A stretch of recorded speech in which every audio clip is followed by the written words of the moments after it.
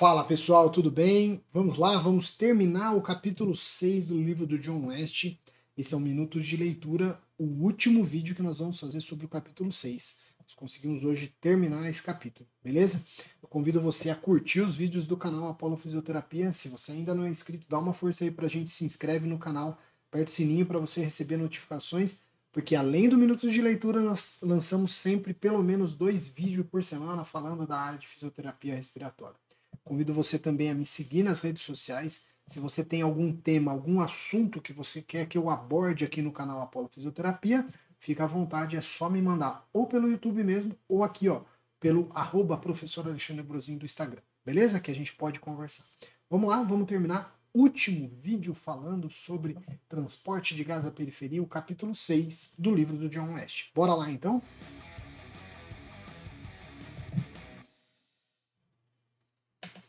Muito bem, pessoal, vamos lá então, vamos terminar esse último, é o nosso último vídeo, vou aqui iniciar o nosso cronômetro, e o nosso último vídeo vai falar aqui sobre troca gasosa, sangue e tecido, é só esse pedaço pequeno aqui, esse vídeo vai ser bem curtinho para a gente terminar o capítulo 6. Então vamos lá, falando de troca gasosa, sangue e tecido, o O2 e o CO2, eles movem-se entre o sangue capilar sistêmico e as células teciduais por difusão simples, exatamente do mesmo modo que se movem entre o sangue capilar e o gás alveolar, que a gente já estudou também falando de difusão. Vimos lá no capítulo 6 que a velocidade de transferência do gás através de uma lâmina de tecido é proporcional à área desse tecido e à diferença de pressão parcial entre os dois lados, e inversamente proporcional a essa espessura.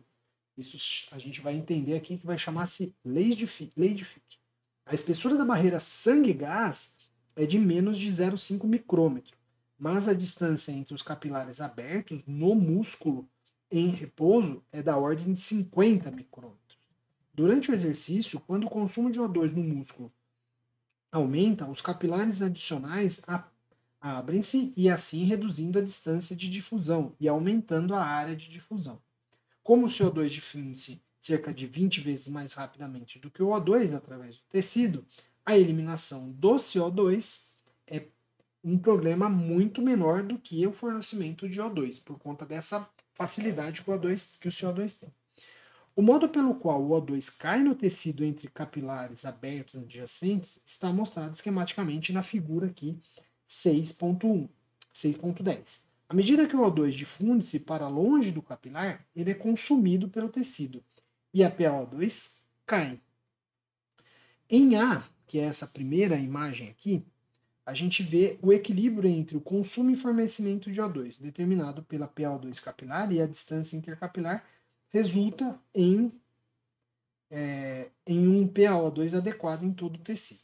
Em B, que é esse aqui, ó, a distância intercapilar ou o consumo de O2 foram aumentados até que o PaO2 em um ponto caia, né, em um ponto no tecido caia até zero.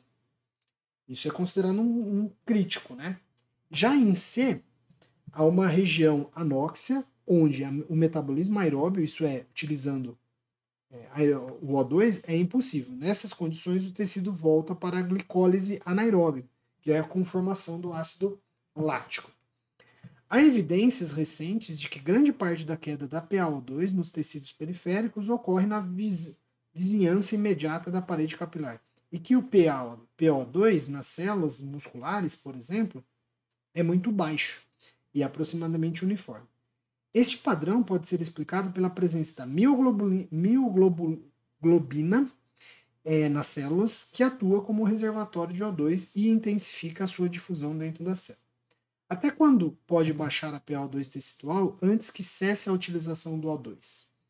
Em medições em suspensão de mitocôndria de fígado in vitro, o consumo de O2 continua aproximadamente a mesma taxa até o PaO2 cair para uma região de 3 milímetros de mercúrio, um dado de 3 milímetros de mercúrio. Assim, parece que a finalidade da PaO2 muito mais baixa no sangue capilar é de assegurar uma pressão adequada de difusão de O2 para a mitocôndria, e que nos locais de utilização de O2, a PaO2 pode ser muito baixa.